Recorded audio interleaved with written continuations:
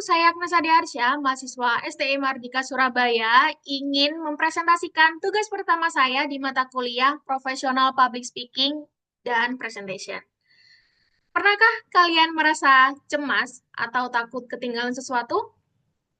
Mungkin saat melihat teman-teman kalian berkumpul, ikut organisasi, ikut UKM, magang di perusahaan keren, atau bahkan sekedar nongkrong di tempat-tempat hits. Sebagai mahasiswa, tekanan sosial seperti ini bisa sangat nyata dan bahkan bisa mempengaruhi keseharian kita.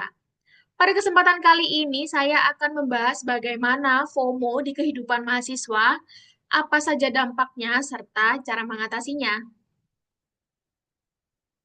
FOMO, atau singkatan dari Fear of Missing Out, adalah perasaan cemas atau takut karena merasa ketinggalan sesuatu hal yang penting atau menarik.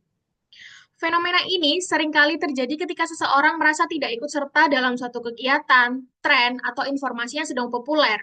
Biasanya mereka cenderung khawatir bahwa orang lain memiliki pengalaman yang lebih baik atau lebih menyenangkan.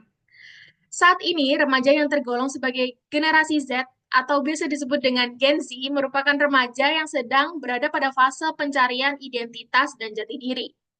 Secara umum, Gen Z merupakan kelompok generasi yang lahir tahun 1997 sampai 2012. Tidak sedikit remaja yang berani mengeksplorasi diri secara luas terkait apapun yang akan dilakukan ke depannya, termasuk Gen Z yang sedang membangun identitas di mata publik.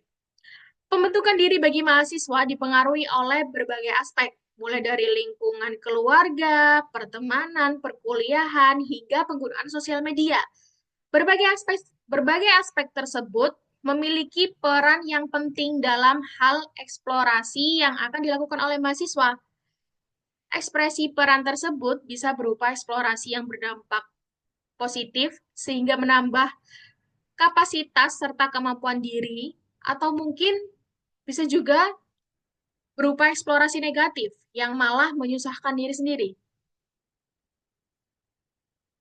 Seperti yang sudah umum terjadi saat ini, sosial media menjadi tempat untuk flexing atau ajang pamer kehidupan, khususnya bagi remaja seusia mahasiswa. Hal ini menjadi faktor utama munculnya sikap FOMO tersebut.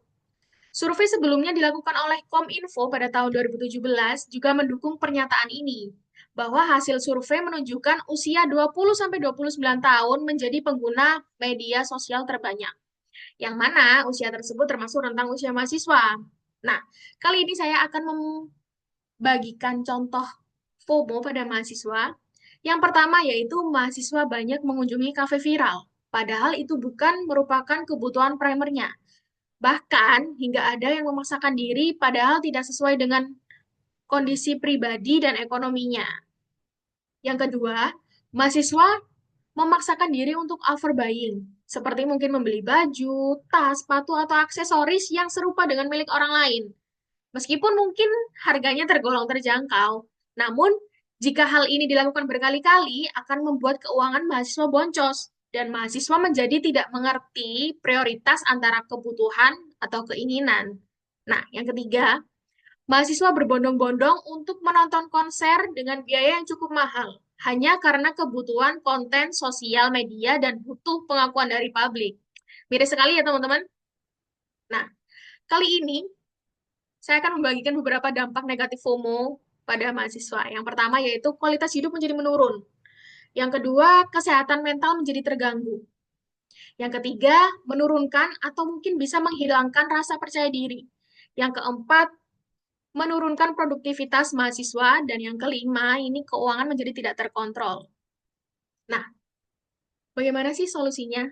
Nah, solusinya yang pertama yaitu kalian bisa fokus terhadap dunia nyata daripada dunia maya.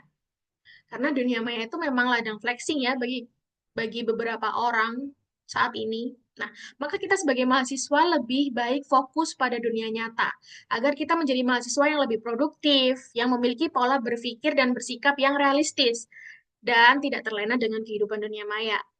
Yang kedua, membatasi penggunaan gadget dan sosial media. Bukan berarti meninggalkan gadget dan sosial media, namun menggunakannya hanya sesuai dengan kebutuhan. Contohnya, Ketika kuliah, hendaknya ya fokus kuliah dan tidak bermain sosial media. Nah, setelah kuliah, boleh kalian bermain sosial media, tetapi kalian harus membatasi waktunya. Mungkin hanya sekitar 15 menit sekali membuka. Nah, hal ini juga akan bermanfaat bagi kesehatan mental dan ketenangan jiwa bagi mahasiswa saat menjalani proses pembelajaran atau studi. Setelah itu, kalian harus fokus terhadap tujuan utama kalian kuliah. Nah, tujuan utama di usia remaja bukanlah mendapatkan pengakuan dan popularitas dari publik, melainkan meningkatkan value dalam diri sendiri hingga kita dapat dikenal sebagai mahasiswa yang memiliki kapasitas ilmu pengetahuan yang tinggi.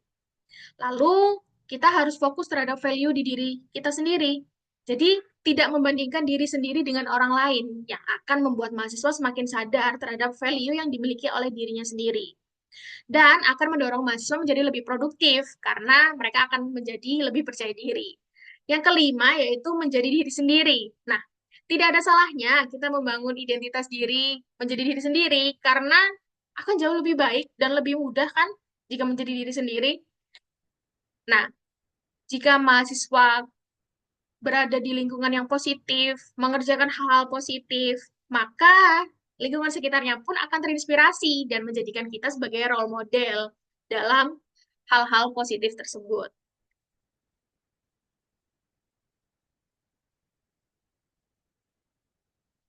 Setelah pembahasan ini, kita bisa melihat bahwa rasa takut atas ketertinggalan itu wajar. Tetapi bukan berarti kita harus selalu mengikuti arus, alih-alih membandingkan diri dengan orang lain, menjadi insecure. Nah, mari kita fokus pada perjalanan diri kita sendiri, karena setiap orang punya waktu dan jalannya masing-masing. Dan perlu diingat, hidup itu bukan tentang siapa yang paling cepat, tetapi siapa yang tetap bertahan dan menikmati prosesnya. Terima kasih telah mendengarkan presentasi saya kali ini. Semoga bermanfaat. Sampai jumpa di presentasi selanjutnya, teman-teman.